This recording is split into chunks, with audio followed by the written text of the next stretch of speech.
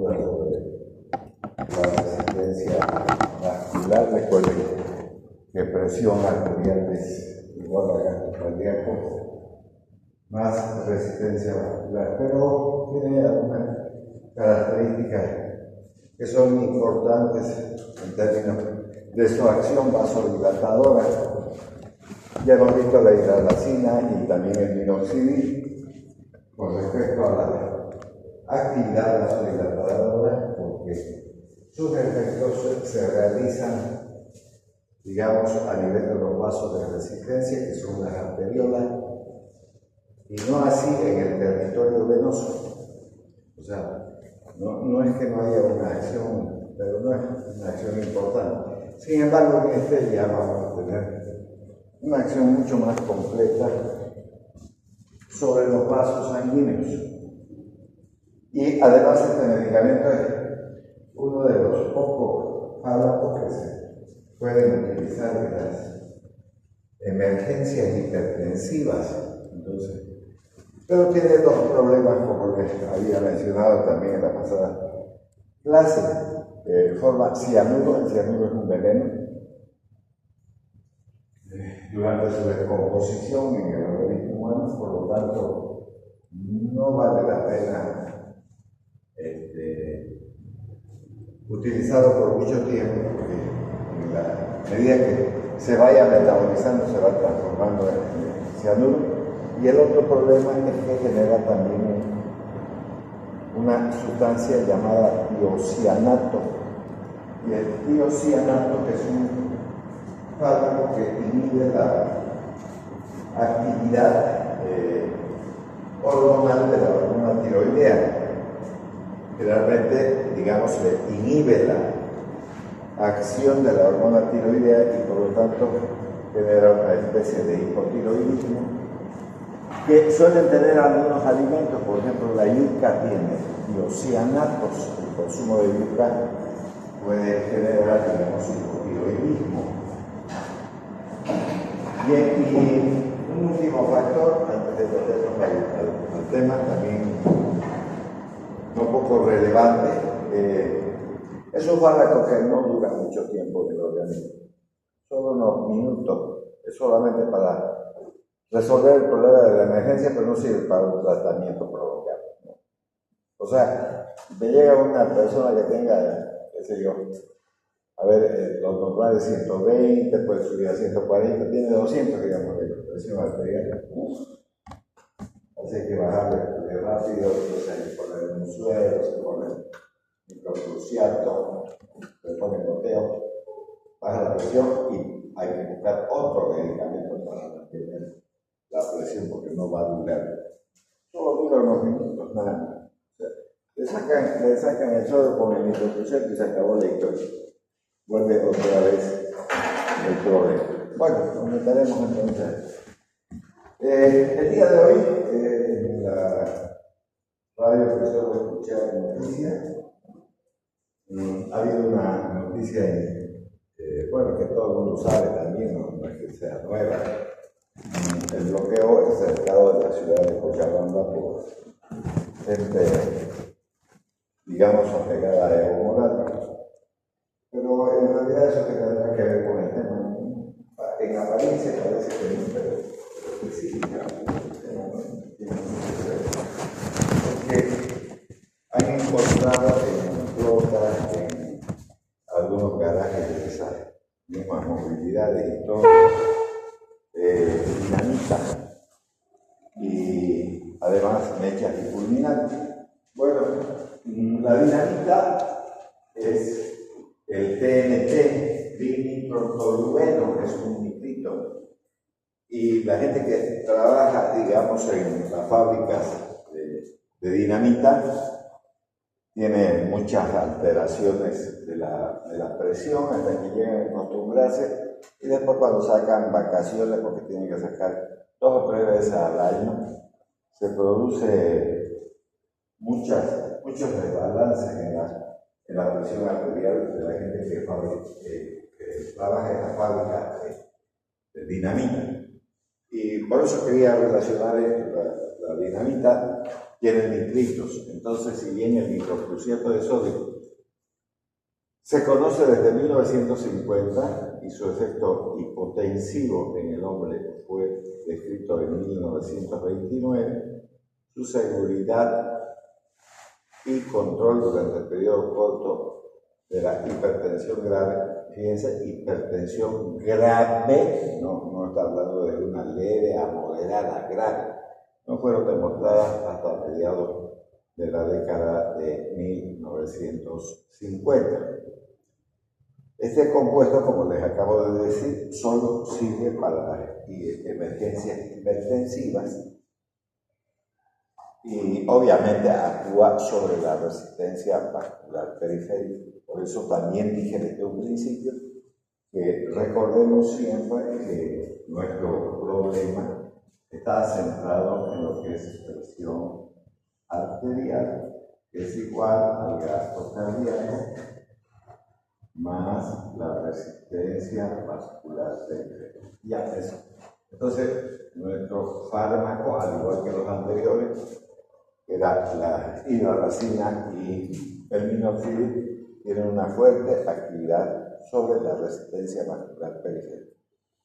Y los vasos de resistencia son los arteriales, y hoy también vamos a tocar exactamente lo mismo, pero con una diferencia de que también puede tener una acción importante a nivel de la vena, cosas que no habíamos observado con los otros fármacos.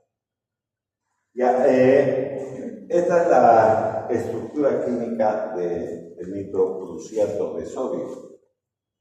Entonces, fíjense que dentro de esta estructura química está este elemento que es el óxido nítrico, de ahí proviene el nitrocruciato de sodio, porque tiene dos moléculas de sodio en su estructura, esta es la estructura química.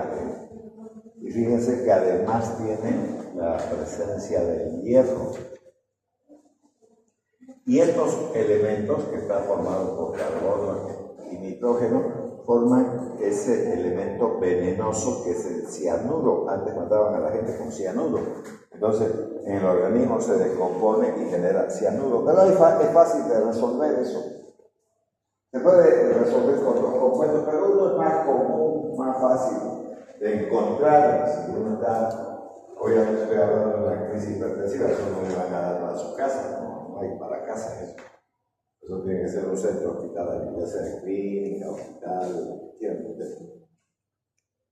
Entonces, con vitamina B12 eso se neutraliza ese veneno denominado cianuro con vitamina B12, o si quieren llamarlo de otra forma, cianocobalamina, y ya está, vitamina B12, ¿listo? Con eso se resuelve. Bueno, entonces existe el mecanismo de acción. El nitrocruciato se pone, digamos, en contacto con los eritrocitos de nuestra sangre, se libera el óxido nítrico del nitrocruciato. Vieron en la estructura química de ese. Notar, si quieren, volvemos a ver, es que hay elementos que hay que tenerlos presentes. Se llama nitrocruciato de sodio, entonces el sodio está aquí, ¿no? El óxido nítrico aquí lo tiene, este es el que se va a liberar y este es el que tiene importancia. Y estos otros de aquí, ¿no es cierto? Estos otros elementos van a formar el veneno ese cianuro, pero además contienen hierro similar a lo que ocurre, digamos, con los glóbulos rojos. Por eso que lo están mencionando los glóbulos rojos, un poquito para relacionar esto que estamos hablando aquí, el nitrocruciato, se va a poner en contacto con los eritrocitos, libera el óxido nítrico, aquí tiene, entonces va a causar vasodilatación y va a inhibir la agregación plaquetaria. Entonces, eso va a ocurrir mediante la activación de la guaniciclasa en la célula del músculo liso vascular. Músculo liso vascular. Entonces, la actividad importante se lleva a cabo en la musculatura lisa de los vasos sanguíneos, y los vasos sanguíneos que tienen una fuerte estructura de músculo liso son pues, justamente los vasos de resistencia, que son los vasos arteriales más que los venosos. Recuerden que el sistema venoso es un sistema, o son vasos sanguíneos de capacitancia, son para almacenar sangre. Bueno, el efecto farmacológico que va a ocurrir, ese óxido nítrico, que es igual que la hidralazina y el minoxidil. Recuerden que hay un factor de relajación del endotelio vascular que libera óxido nítrico, y el óxido nítrico vasodilatador es el fundamento de estos fármacos. Entonces dilatan las arteriolas, pero también lo hacen en las venas. Entonces ahí hay una diferencia con los vasodilatadores específicos, como es la hidralazina y el minoxidil. Aquí también, entonces, es afectada la venas. Entonces, afecta la precarga, que es el sistema venoso, y la postcarga, la parte arterial. Provoca hipotensión ortostática, o sea, se pone de pie bruscamente el paciente, se le cae la presión, puede caerse porque la deficiencia de oxígeno y de energía hace que la persona se desmaye. Y si es una persona vieja, que generalmente los hipertensos son de la tercera edad, pueden fracturarse. Hay una gran posibilidad de eso. Entonces hay que explicar eso, ¿no? Provoca esa hipotensión ortostática, es un vasodilatador no selectivo. ¿Por qué es no selectivo? Porque afecta tanto el sistema arterial como el venoso. En cambio, la hidralazina y el minoxidil son selectivos porque solo actúan intensamente sobre el sistema arterial. ¿No? Ahora, lógicamente que ya hemos explicado hasta el cansancio, la vasodilatación genera en las carótidas un estímulo que va a generar taquicardia, pero también a nivel renal hemos hablado de la unidad funcional que se llama nefrona, y esa nefrona tiene dos componentes, el glomérulo por un lado y el sistema tubular. Ese glomérulo tiene una arteria aferente y otra eferente. En la arteria aferente, si se dilata, hay una mácula que estimula el sistema renina-angiotensina-aldosterona. Eso va a ser porque está vasodilatando, y como defensa, el organismo cree que ya el paciente se va a morir porque está bajando la presión arterial. Entonces el organismo dice, nos estamos muriendo por la vasodilatación. Sin embargo, la está provocando el médico para bajar la presión arterial, porque está demasiado alta, pero el organismo no lo piensa así. El organismo piensa que al vasodilatar mucho, entonces está cayendo la presión arterial y entonces estimula la mácula genera el sistema renina-angiotensina-aldosterona, que lo hemos estado explicando todo el tiempo. Así que ya eso ya lo tienen claro. Provoca solo un aumento moderado de la frecuencia cardíaca por la taquicardia refleja y una reducción global de la demanda de oxígeno del miocardio. Entonces, ustedes pueden observar ahí en la diapositiva que no es tan importante la taquicardia refleja, y eso va a depender mucho de la actividad que tiene a nivel de todos los vasos sanguíneos, no solamente de los arteriales, sino de los venosos, y hace que en alguna medida esa taquicardia no sea tan intensa. Pero de todas maneras existe la taquicardia refleja, eso es bueno tenerlo presente. Ahora, dentro de la farmacocinética, ¿no? La farmacocinética, recuerden que es absorción, distribución, metabolización y excreción. De eso estamos hablando. Entonces es una molécula inestable. Por eso les he dicho desde un principio que debe de venir en envases nacarados, o en todo caso, si ustedes aplican en un suero para ponerle en goteo, a ese suero hay que ponerlo con una bolsa negra de esas de basura, con eso, cosa que no le dé la luz porque es una molécula inestable, aunque modernamente, o sea, ya la industria farmacéutica ha mejorado su presentación y, según se dice, ya no es necesario envolverlo, pero de todas maneras es una molécula inestable, por lo que se descompone en condiciones fuertemente alcalinas.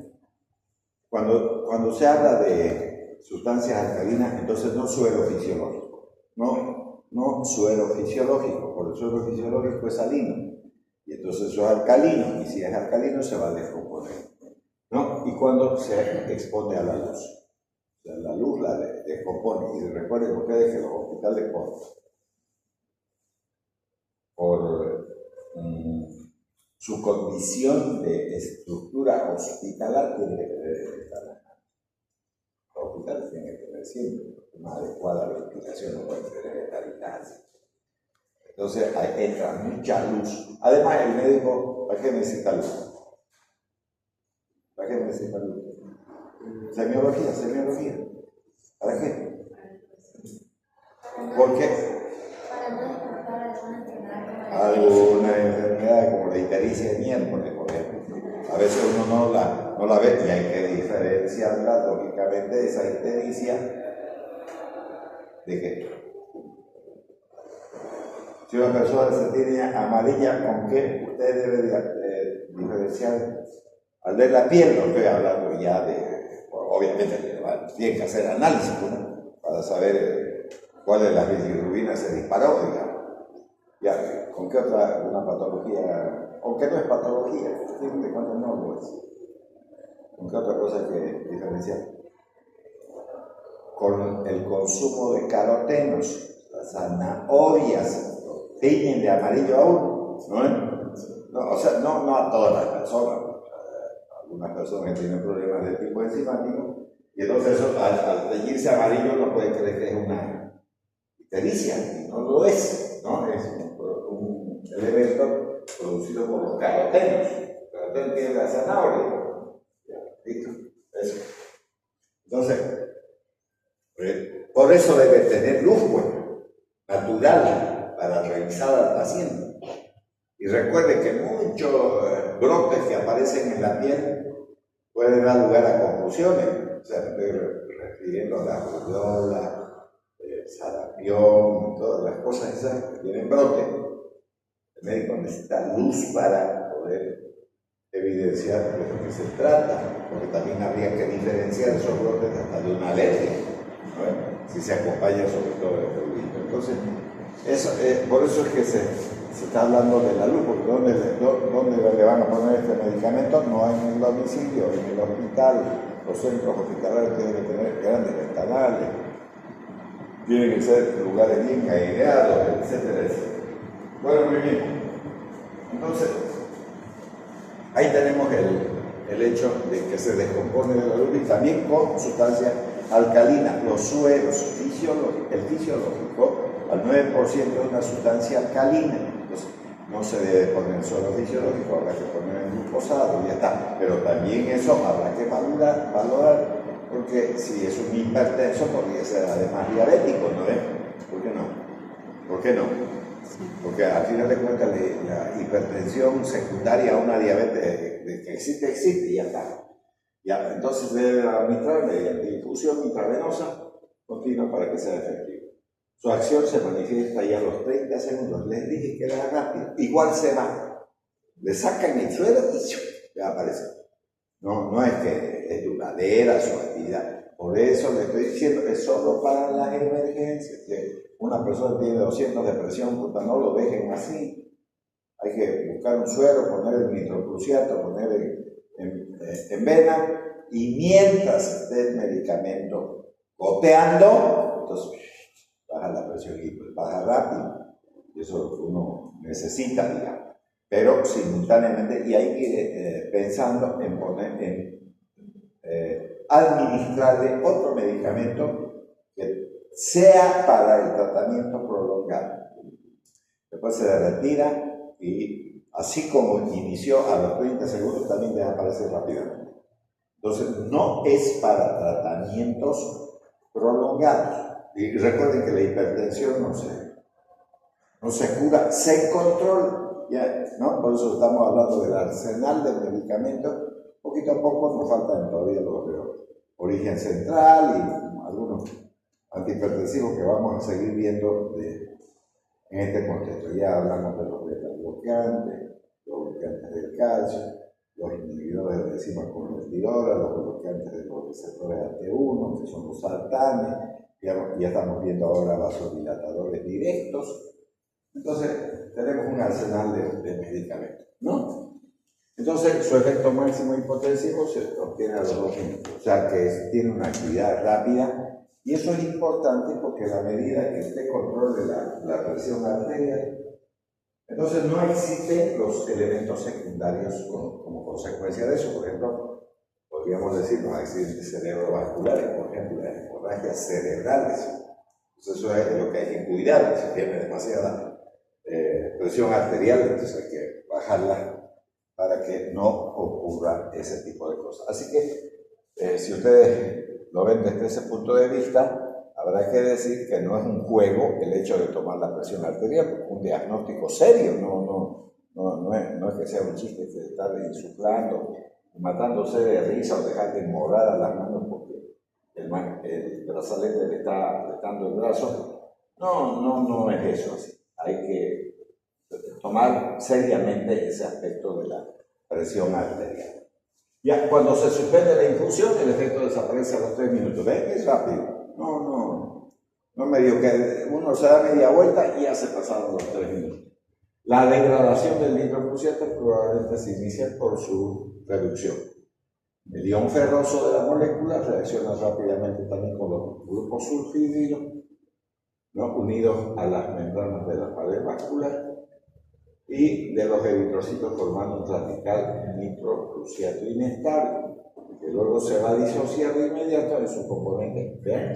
Cianuro. Este es un veneno, el cianuro. El cianuro es un veneno. Antes daban hasta en los vinos cianuro para que se muera la gente. Sobre todo, digamos, se daba este tipo de cosas en el Imperio Romano, siempre echaban veneno en las copas. Por eso tenían algunos sirvientes que les hacían tomar y comer la comida, porque vivían amenazados de muerte los gobernantes, porque la gente siempre busca el poder. Es lo mismo que ahora no se matan, pero lógicamente, porque ya la población humana, vamos a decir así, porque no solamente es en Bolivia, ustedes ven que incluso en la segunda parte que iba a querer postular Donald Trump, estoy hablando de Estados Unidos, la verdad, le ganó el anterior presidente, y ahora obviamente ha vuelto, pero había mucho conflicto de intereses para tener el poder. Putin no se sale de Rusia ni llorando tampoco, porque el poder es poder, digamos. Y seguimos en esa historieta. Entonces, en esas otras épocas, entonces le ponían cianuro para que se muera el emperador y sustituir. Entonces, el cianuro es un veneno, podríamos decir, muy ancestral. Entonces, cianuro. ¿Esto por qué lo resuelve? Porque se va a volver igual cianuro. Entonces, con vitamina B12. Obviamente vamos a ver otros compuestos, pero con vitamina B12 ya está. Ya aparece eso. Listo. Y el óxido nítrico que nos interesa es el verdadero mecanismo de cómo la musculatura lisa se relaja. Ya, eso.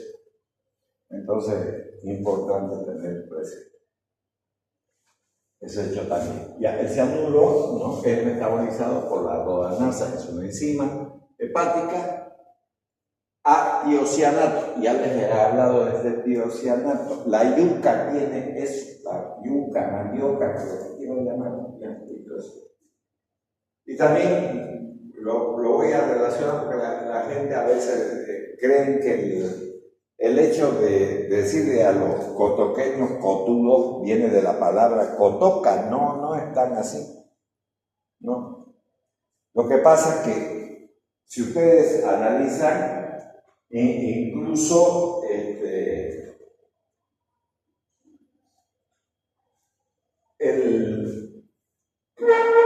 producto de la yuca se llama sonso, ¿no? Entonces, cuando uno molesta a los sonsos que se enojan de nada, ¿no? Suelen decir, yo soy bracita cotoqueña, suelen decir. O sea, soy un calientasonso, eso quiere decir. ¿Y dónde sale la palabra sonso también? Del hipotiroidismo que se producía en ese pueblo. Y si ustedes van a Cotoca, el sonso es un producto, diríamos, tradicional de Cotoca. Ya está. Eso. Estoy hablando obviamente de una historia costumbrista, pero de verdad, o sea, había muchos cotudos en Cotoca. ¿Y por qué era? Porque consumen yuca, y la yuca tiene ese tiocianato que se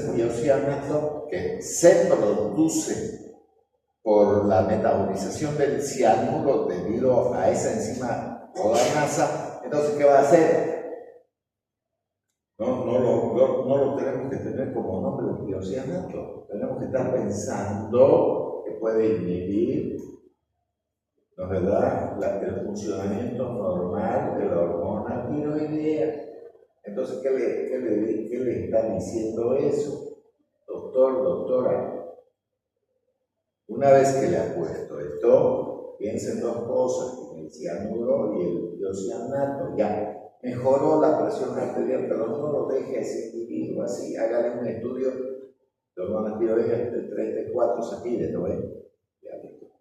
Porque recuerden ustedes que ya les he dicho, tercer año, este año, uno es médico ya, desde el tercer año. Lo demás es adornar el arbolito nada más. O sea, esas otras materias que tienen cardiología, neurología, psiquiatría, ¿verdad? Son como las bolitas del arbolito. Tercer año es la clave, porque todita la vida hasta que se mueran, ya que han elegido esta carrera, van a tener que hacer semiología. Semiología no hay. Ese examen médico es importante, hacer una historia clínica es importante. Razonar la enfermedad con la digamos, con la fisiopatología es importante, porque si uno no analiza eso desde el punto de vista fisiopatológico, no sirve tampoco como médico, no sirve. Entonces, y esas dos materias, ¿de qué año son? Pues? Obviamente del tercer año. Y por último, ¿qué tiene que hacer? Un tratamiento una vez que usted ha hecho un diagnóstico, pero recuerden que el diagnóstico médico es un diagnóstico presuntivo. ¿Cómo se vuelve estable ese diagnóstico? Mediante los exámenes de laboratorio. Es una forma de decir que puede ir desde las imágenes, ¿no? Se puede pedir, digamos, estudios de contraste, tomografías, radiografías, todo lo que ustedes quieran. Son medios auxiliares, pero que pueden terminar de confirmar el diagnóstico o descartar, ¿no? Incluyendo, obviamente, los exámenes de orina, de sangre, si se trata de problemas neurológicos, de lípido cefalorraquídeo, bueno, todo lo que ustedes tengan como un arsenal, digamos, de medios de diagnóstico para confirmar su diagnóstico preventivo. Entonces, en ese entendido, ¿no es verdad?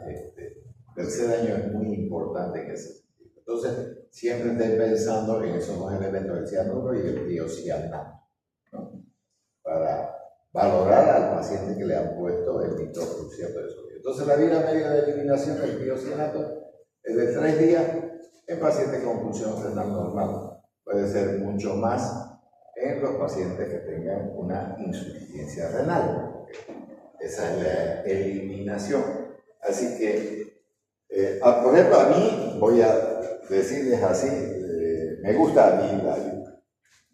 Me gusta mucho, incluso, digamos, uno puede, a ver, para comer algo tradicional, poner una sopa de maní con yuquita, está bien.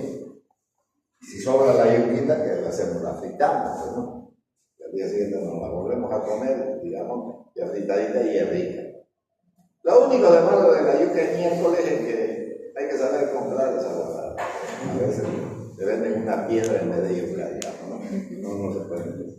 O sea, no cocina nunca, digamos, pero la yuca es muy agradable, ¿no? Pero hay que tener mucho cuidado de no estar consumiendo mucho porque produce ese tiocianato. La yuca hace eso. Aquí tenemos un esquema. Miren, aquí está la cianocobalamina, miren. Cianocobalamina, vitamina B12. La cianocobalamina. Ustedes han visto eso en fisiología. ¿Dónde? En la formación de la membrana del glóbulo rojo, el ácido fólico y la vitamina B12. ¿No? Incluso han hablado seguramente del factor intrínseco de Castri, que es producida por las células de la mucosa estomacal, ¿no es verdad? Que son los transportadores de estos elementos. Cuando no hay eso, entonces hay anemia megaloblástica, ¿no? Entonces ahí está, miren, la cianocobalamina entonces puede bloquear la actividad del cianuro, con eso se resuelve el problema, ¿no es verdad? Entonces eso para que tengamos en cuenta. Pero este cianuro en el paso metabólico principal forma tiocianato, que es excretado a través de la orina. Aquí está el tiocianato, por eso he puesto, digamos, este esquema, ¿no es verdad?, de metabolización del nitrocruciato de sodio. Entonces, ahora la toxicidad. A corto plazo puede llegar a provocar una tremenda vasodilatación porque no es específico de las arterias, sino también afecta a las venas. Puede producirse acumulación de cianuro y tiocianato. Si esto se acumula, hay que hacerle, digamos, una recetita, o habrá que decirle a la gente que vaya comprándose un cajoncito, y el tiocianato, obviamente, al inhibir el funcionamiento normal de la hormona tiroidea, la bloquea, digamos. Entonces habrá que pensar en hacer un estudio valorativo de la hormona tiroidea, que se pide T3 y T4. Recuerden que la T3 es más importante que la T4. En el caso del cianuro, si el nitrocruciato de sodio es infundido a más de 2 miligramos por kilogramo minuto, aparece mucha mayor cantidad de cianuro. El factor limitante del metabolismo del cianuro es la disponibilidad de sustratos que contengan azúcar, principalmente biosulfato, en el organismo. O sea, si recuerden que el hígado, pero no necesariamente eso es así, es el órgano más importante del organismo en términos de metabolización. El plasma también puede hacerlo, el intestino también, el sistema nervioso también, pero el centro de la metabolización es el hígado. Entonces, a veces se consumen muchos biosulfatos, de donde no se puede metabolizar el cianuro, y el cianuro se convierte en un veneno. Ya les he dicho que incluso muchos personajes de la historia fueron envenenados con cianuro. El cianuro es un veneno. Ya, listo. Entonces, la administración concomitante de biosulfato de sodio previene, fíjense, aquí está diciéndole a usted que no solamente la cianocobalamina, la vitamina B12, le resuelve la intoxicación por cianuro, puede usar biosulfato de sodio. ¿Qué es más fácil de encontrar en la farmacia? Vitamina B12, ¿para qué se hace tanto problema, no? Pero puede usarlo, pero el biosulfato de sodio, o sea que no es el único producto para resolver, digamos, la intoxicación con cianuro. Puede usar vitamina B12 o biosulfato de sodio, que va a prevenir la acumulación de cianuro en pacientes que reciben dosis elevadas de nitrocruciato. El riesgo de intoxicación por tiocianato es mayor cuando el nitrocruciato es infundido. Entonces, esos tiocianatos, entonces, vuelvo a repetir, que bloquean el funcionamiento normal de la hormona tiroidea. Eso hay que tener presente. Ya, durante más de 24 a 48 horas, especialmente si la función renal está alterada. Ya, los signos y síntomas de intoxicación por tiocianato son anorexia, náusea, fatiga, desorientación, psicosis tóxica. Puede llegar a producir la elevación de ese producto. Entonces, si es que eso está ocurriendo, ustedes tienen la obligación de pedir examen de laboratorio para que le hagan los estudios adecuados con respecto al funcionamiento de la hormona tiroidea. Ya, eso no se olviden también. Ya durante las infusiones prolongadas con nitrocruciato debe vigilarse la concentración plasmática del tiocianato, que no debe ser superior a 0,1 miligramos de ml. En muy pocos casos, la elevada concentración de tiocianato puede provocar, aquí está, ¿no?, hipotiroidismo. Clarito está. Hipotiroidismo. Por eso les vuelvo a repetir. A ver, gracias a Dios, la medicina ha ido cambiando mucho. Por ejemplo, cuando nace un recién nacido, hay una obligación de hacerle los exámenes denominados TORCH en línea general, toxoplasmosis, Chagas, todo ese tipo de cosas, incluyendo la función tiroidea. Para que tener un niño bien, entonces hay que valorarla. Y en los viejos, las personas de la tercera edad, igual no se olviden de hacer función tiroidea, porque la vejez, sí, no es vejez de la carita, del cuello, de las manos, del físico, es una vejez interna. Hay que valorar todo en las personas viejas. Inclusive no pueden haber casos de que jamás ese individuo ha sido, ¿cómo se llama?, hipotiroideo, pero en la vejez puede tener. Y entonces, obviamente tiene que tomar medicamentos en ese sentido. El otro día, por ejemplo, estaba conversando un poco con el doctor Prieto, lo debe conocer, no sé qué asignatura dará aquí, pero otra carrera imparte fisiología, todo ese tipo de cosas. Entonces me estaba hablando de su hipertensión, de sus dolores articulares. Bueno, yo veo que cuando no existe el funcionamiento del ascensor, entonces es un problema para el hombre, digamos. Creo que se ha hecho trasladar y él fue el que me quitó esta aula. Claro, porque apenas puede subir exagerada y todo. Entonces un día me puse a conversar con él sobre los problemas y me dice, él ha sido jugador de fútbol, que quede claro. Parece que no hubiera sido jugador de fútbol, todo le duele. Yo no he jugado nada, ni siquiera con mi fuchi, un palito, ni siquiera eso he jugado. Y a mí no me duele nada. Y este otro, un poco más, y estaba en la selección boliviana de fútbol. Yo, mira, de ahí anda, todo cagado el gordo. Entonces yo digo, ¿para qué ha hecho tanto deporte si está jodido, digamos? Entonces, yo empecé a preguntar y me dice hasta levotiroxina, tomo, me dijo, porque estoy hipotiroideo, más jugador de fútbol, hipotiroideo, con problemas articulares, ya es un desastre, digamos. No sé cuántos medicamentos dice que toma por día.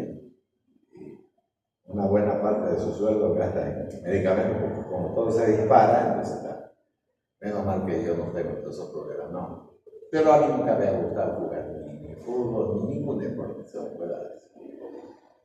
La gente dice que hay que hacer mucho deporte. El mejor deporte creo que es el caminar. Bueno, entonces hay que vigilar esas cosas siempre. Pues si usan estos medicamentos. Y no solamente hay este medicamento para bajar la presión, hay otros, los nitritos y nitratos, vamos a ver después. Hoy vamos a avanzar esto también. Entonces, ustedes pueden ver que el tiocianato puede provocar hipotiroidismo por inhibición de la captación de yodo por el tiroides. Ya eso se lo he explicado. Es bueno siempre tener presente esas cosas también, y va a aumentar el problema si esa persona, además de tener hipertensión, podría tener una insuficiencia renal. Entonces los problemas son mayores, digamos, ¿no? Ya, entonces el paciente con insuficiencia renal, el tiocianato puede ser eliminado por hemodiálisis también. Ya, el nitrocruciato puede empeorar la hipoxemia arterial en pacientes que tienen enfermedad pulmonar obstructiva crónica. O sea, el enfisema, de eso estamos hablando, la bronquitis crónica y, por qué no decir, en pacientes asmáticos que forman parte constitutiva de esta enfermedad pulmonar obstructiva crónica. Y recuerden que solo en las clases tenemos patologías aisladas. En la vida real eso no es cierto. Entonces, ustedes cuando van al San Juan de Dios pueden tener pacientes con insuficiencia renal, con tuberculosis, con hipertensión, lo que sea, una mezcla de cosas. Entonces es complicado el manejo de un paciente común de los hospitales. Los hospitales, cuando van a hacer semiología, seguramente se enteran de un montón de cosas que tienen, digamos, los pacientes ahí. Entonces siempre hay que estar pendiente de los medicamentos que está recibiendo, más de lo que se le va a dar. Ya. Entonces, usos terapéuticos sirve para las emergencias hipertensivas. No sirve el medicamento nitrogluciano para darle como un tratamiento, digamos, como un silvestre. No hay eso. Entonces, solo para las emergencias, ¿no?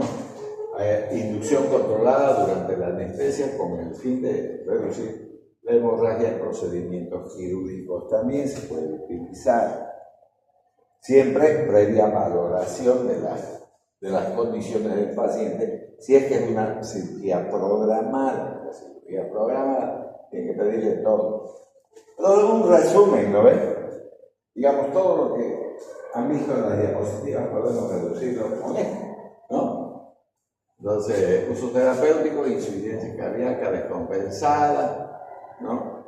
La nitrovasodilatación, el nitrocruciato de sodio, que es un vasodilatador arterial y venoso, no es selectivo de las arterias.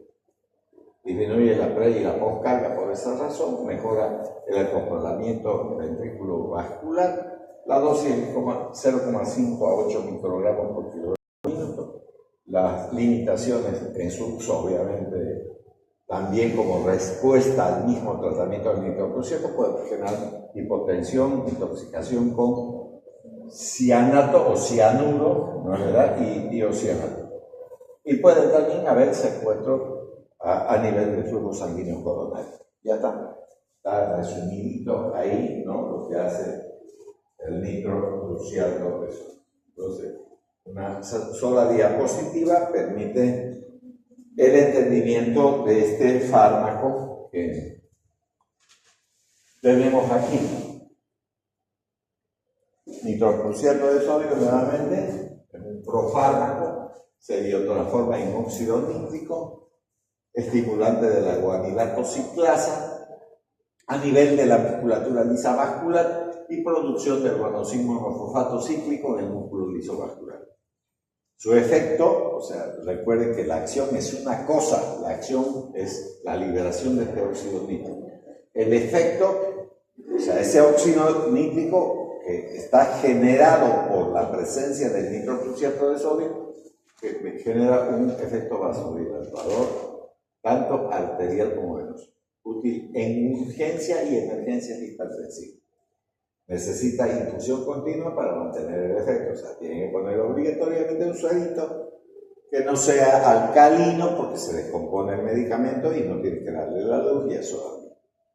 Ahora, las reacciones adversas farmacológicas pueden generar taquicardia refleja, ya hemos hablado que eso es por el estímulo de los vasoreceptores que va al suelo del cuarto ventrículo y vuelve y genera taquicardia refleja.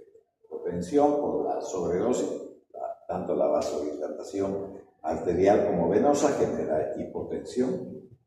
No se puede administrar por vía oral, se hidroliza a cianuro y se trata con hidroxicobalamina o cianocobalamina, como quieran ver, denominada vitamina B12. Entonces eso es lo que tienen que tener, listo, en un hospital facilito de encontrar, digamos, vitamina B12, no es tan problemático. Ya se le pone, ni siquiera dice complejo B, lo que dice es vitamina B12. Ya.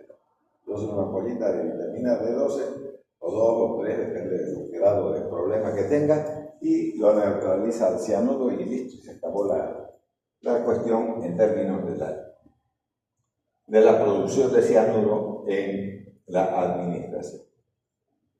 Entonces, aquí tenemos las presentaciones del microcruciato de sodio, ¿verdad? Y fíjense que este frasquito que contiene ese producto realmente viene en un frasco nacarado para que no se descomponga, digamos, por la luz. Entonces, eso también deben de tener en cuenta a la hora de administrar el medicamento. Ya les dije que probablemente la industria farmacéutica lo haya inducido a que el fármaco sea mucho más estable. Hoy en día, antes era una obligación de poner al suero para realizar la infusión una bolsa negra de esas de basura. Se enfriera eso para que no le dé la luz y no se descomponga, porque si se descompone, entonces no le están dando nada. Es como el agua bendita y listo. No funciona, y lo que quiere uno es que funcione. Entonces esa precaución deben de tener. Descompone con la luz, vuelvo a repetir, y con las soluciones alcalinas. Si quieren ponerle, digamos, cloruro de sodio o alguna cosa que necesite el paciente, bicarbonato de sodio, por ejemplo, si quieren administrar, eso está alcalinizando el medio y entonces lo van a descomponer al nitrocruciato y no va a funcionar. Entonces eso también deben de tener en cuenta en términos de la administración. Bien, solo voy a hacer una pequeña presentación de unos 5 o 10 minutos de los nitritos y nitratos, pero me voy a meter a otro campo. Pese a que forman parte constitutiva de este grupo, esos nitritos y nitratos en realidad no sirven para la hipertensión, sino para la angina cardíaca. Y entonces vamos a mirar un poco de eso también, aunque nos faltan varios fármacos antihipertensivos, pero ya que estamos en los nitritos, vamos a ver estos nitritos y nitratos que no sirven para la hipertensión, sirven solamente para el tratamiento ¿cómo se llama? De la angina cardíaca. Para eso sí. Entonces son esos fármacos que se ponen debajo de la lengua, o sea, son productos de aplicación sublingual, porque a través de los capilares de la lengua llegan a las venas linguales, luego a la yugular, luego a la vena carótida y luego, pues obviamente va a caer a la vena cava superior y ya a la aurícula, entonces más rápido, y además se evita el fenómeno del primer paso. Entonces eso es. Entonces los nitritos y nitratos orgánicos son ésteres de ácido nítrico. Aquí tenemos esa fórmula del ácido nítrico y del ácido nitroso, respectivamente. De los nitritos se encuentra el trinitrato de glicerilo, que su sigla es como ese canal de televisión TNT, trinitrotolueno. Esa es la dinamita, la nitroglicerina. El dinitrato de isosorbide, o de isosorbida, el 5-mononitrato de isosorbida y el tetranitrato de pentaeritrol. Bueno, el más característico de los nitritos es el nitrito de anilo, un líquido muy volátil que a veces emplea como antianginoso, pero obviamente ese fue el producto a través del cual se crearon los demás nitritos que en líneas generales, ¿no es verdad?, hoy en día se usan como vasodilatadores. Además, quiero decirles que en Inglaterra, que fue creado el sildenafil, que sirve para la disfunción eréctil porque es un inhibidor de la fosfodiesterasa, se hicieron estudios comparativos con estos nitritos y obviamente el sildenafil para pacientes anginosos. Y se vio que el sildenafil, que hoy sirve para la disfunción eréctil, que viene con el nombre de Viagra, una tableta de color celeste, entonces vieron que no era más importante que estos nitritos y por lo tanto lo iban a retirar del comercio, pero la gente adulta y de la tercera edad dijeron que era útil en restablecer la intimidad con su pareja, y entonces empezaron a desviar aquel medicamento que estaba siendo probado para la angina cardíaca. Entonces, efectos farmacológicos, efectos vasculares, la vasodilatación, entonces un efecto más importante de los nitritos, lo mismo que el nitrocruciato, porque también tiene ese mismo componente, y es consecuencia de una acción directa e inmediata sobre el territorio vascular, que es fácilmente evidenciable con dosis terapéuticas. Entonces, estos nitratos dilatan venas, arterias y arteriolas. Lo mismo que hace el nitrocruciato de sodio. No es un medicamento que está centrado en los vasos de resistencia, sino también en los de capacitancia, que son las venas. De un modo desigual, pero no importa, igual afecta todo el sistema nervioso. Entonces, dosis pequeñas causan una marcada venodilatación. Primero, se afectan las venas que las arterias en este caso, que origina una redistribución del volumen circulante desde el corazón y los pulmones hacia las piernas y hacia las áreas plásticas y mesentéricas. Entonces, no tienen una actividad centrada en las arterias, que eso sería lo importante para hablar de hipertensión. La hipertensión, como les digo, debido a que de manera normal la presión arterial se centra en dos elementos: el gasto cardíaco y la resistencia vascular. Los vasos de resistencia son los arteriales, los vasos de capacitancia son las venas. Eso no quiere decir que las venas no tengan también musculatura lisa, pero generalmente son reservorios de sangre. Entonces, eso habrá que tener en cuenta. Entonces, aquí tenemos los nitritos que hacen, los nitratos que hacen, dilatan. ¿Qué vasos? Los vasos sanguíneos del corazón. Entonces, generan una reducción de la postcarga, ¿no? Mejoran la zona isquémica. Por ejemplo, a ver, estos vasos que estamos viendo pueden tener varias condiciones que hemos hablado, tres básicamente, para que no chipemos demasiado. Las personas de la tercera edad, independientemente de su condición o su forma de alimentación, porque al final de cuentas nosotros, ¿qué somos? El resultado de lo que comemos, eso somos. Entonces, la gente, a la mayor parte de la gente y mucho más a la juventud, le gusta la comida de chatarra. Más adelante, cuando ya tienen unos centavos, el centro de todo, digamos, el bendito churrasco. Los fines de semana, todo el mundo hace su churrasquito, entonces le pone sal, la carnecita, ¿no? Y la carnecita, para que sea chiquita, digamos, hay que buscarla con grasita. Esa grasita genera arteriosclerosis, y esa arteriosclerosis que no es de un día para el otro, sino que va pasando el tiempo, los años, y todo ese tipo de cosas se van depositando en esos vasos y entonces generan zonas isquémicas. La angina hace eso. Entonces tenemos una angina arteriosclerótica que generalmente se encuentra en las personas de la tercera edad. Me estoy refiriendo 50, 60, 70, 80 y hasta que se mueren. Listo, ya está. Entonces, ¿qué es? En segundo lugar, la espástica, que puede darse en ustedes, que son los jóvenes. Puede haber anginas que no tienen nada que ver con la arteriosclerosis. Y la tercera es una mixta, una mezcla de espástica con arteriosclerótica, y listo, se acaba. Por eso es que ese corazón, ustedes pueden ver, ahí hay unos vasos y dice zona isquémica. ¿No es verdad? Entonces ya.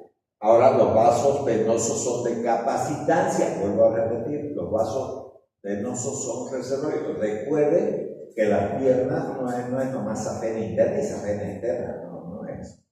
Eso es el sistema venoso superficial, pero hay un sistema venoso profundo. Por eso es que cuando alguien tiene varices, le hacen la previa valoración de su vaso sanguíneo, porque no nomás, ni está tan fea ni piedra, pura varice me voy a hacer operar. No me voy a hacer operar, porque si el funcionamiento de las venas profundas están dañadas también, no es bueno hacer una cirugía de eso.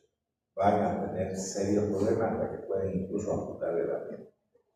Entonces hay que hacer una valoración de esos vasos venosos de capacitancia. En cambio, las arterias son vasos de resistencia. En ese cuadro estamos viendo. Entonces, reducción de la precarga, del retorno venoso, los vasos de capacitancia, las arteriolas, que son las importantes en términos de la acción de los nitratos. Estos nitratos son, entonces, vamos a llegar a una conclusión. Los nitratos son fármacos que se usan para dilatar los vasos coronarios en una patología denominada angina de pecho o angina cardíaca. Ese mismo término de angina se suele utilizar para las inflamaciones de las amígdalas también, pero en este caso estamos hablando de una patología relacionada con el corazón y obviamente con el flujo sanguíneo coronario. Unos 5 minutos más, 2 diapositivas más y ya nos vamos a retirar. Ya la dosis entonces de nitratos ligeramente mayores causan un aumento en el diámetro y la conductancia arterial que permite al ventrículo izquierdo una eyección sanguínea más eficiente. O sea, mayor dilatación de esos vasos, aún en problemas de taquicardias que puedan existir, obviamente que van a cumplir mejor su misión, porque la taquicardia significa aumento del trabajo del corazón. Recuerden que 70 latidos por minuto es lo normal, lo que deberían de tener ustedes, que son jóvenes, pero las personas viejas pueden tener hasta menos de 100 latidos por minuto, sin que eso, hasta menos de 100 latidos por minuto, sin que se considere una taquicardia. Por encima de 100 ya es una taquicardia. Esa taquicardia conlleva a un mayor trabajo del corazón porque está funcionando más rápido, hay un mayor trabajo y mayor consumo de oxígeno, lo que puede generar entonces un acceso de angina cardíaca y listo. Entonces, dilatando esos vasos mejoramos la cosa. La dilatación de estas arteriolas y los vasos de resistencia requiere dosis todavía más elevada y causa una disminución de la resistencia vascular periférica y coronaria. Entonces, recuerden que con quienes comienza la dilatación, con las venas, dosis pequeñas, entonces van a afectar a la vena. Estoy hablando de dos paros, lógicamente. Dosis mayores, entonces recién va a tener una acción sobre los vasos sanguíneos arteriales de resistencia, que son las arteriolas. Entonces las dilatan. Y a mayor dosis, entonces tampoco van a decir, solamente nos vamos a ir al corazón porque para eso el doctorcito nos ha metido en este organismo, no. Se distribuye donde haya vasos sanguíneos y obviamente va a afectar todo el sistema.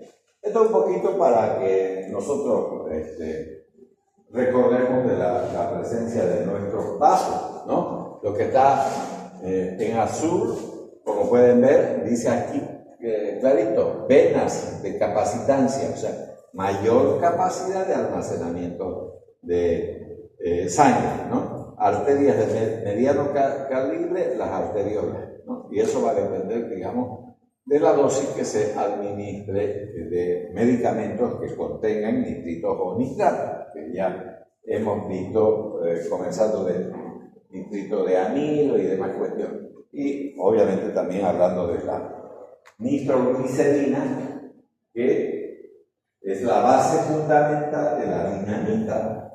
Y a esto le ponemos un fulminante y una mecha, entonces ya está la dinamita.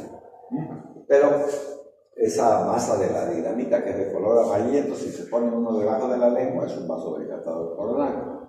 Ya, dosis de nitratos que no alteran la presión arterial sistémica producen a menudo reducción de la resistencia pulmonar, dilatación arteriolar en la cara, el cuello, y por lo tanto, si hay esa dilatación, se va a sentir la cara roja y caliente. A veces dice, mira, no sé qué me pasa, pero mi cara está roja y sumamente caliente, digamos. Entonces, quiere decir que hay una vasodilatación, que no necesariamente es producida por medicamentos, sino que se le pone así la cara como de Papá Noel, digamos. Obviamente que eso no se observa mucho en las personas que tienen piel morena, pero digamos, personas que tienen piel blanca, entonces nota mucho. También la cefalea, y ya les he explicado varias veces sobre la cefalea. Cuando hay vasodilatación, primero el vaso es así, y luego cuando se dilata, hace esto. Y como estoy hablando en realidad de los capilares, esos tienen fenestraciones, tienen poros, entonces se abren también, porque estoy dilatando. Entonces sale el plasma, genera edema, y el edema genera dolor de cabeza. Si usted da un vasoconstrictor, lo cierra, ya no sale el plasma, desaparece el edema y calma el dolor de cabeza. Entonces, eso para que tengamos en cuenta esto de la cefalea. Siempre va a haber cefalea con vasodilatadores. Obligatoriamente va a haber ese tipo de problemas, ¿no es verdad?, en las personas que están consumiendo estos medicamentos. Así como cefalea, probablemente debido a la alimentación de los vasos arteriales. Deben haber algunos en campaña por ahí, ¿no? Dosis elevadas pueden ocasionar hipotensión arterial por la vasodilatación con palidez, mareos, activación. Y una respuesta simpática compensatoria. ¿Cuál es la respuesta compensatoria simpática? La activación de los vasoreceptores en los vasos carotídeos, ¿no es verdad?, con la producción de taquicardia refleja, y también, obviamente, ¿no?, se puede activar el sistema renina-angiotensina-aldosterona por la presencia de esa vasodilatación que se puede producir en esa unidad funcional denominada nefrona. Ya, listo, con eso vamos a terminar antes que se nos metan los políticos aquí, ¿no? Porque cada cual vende su charque. Ya está.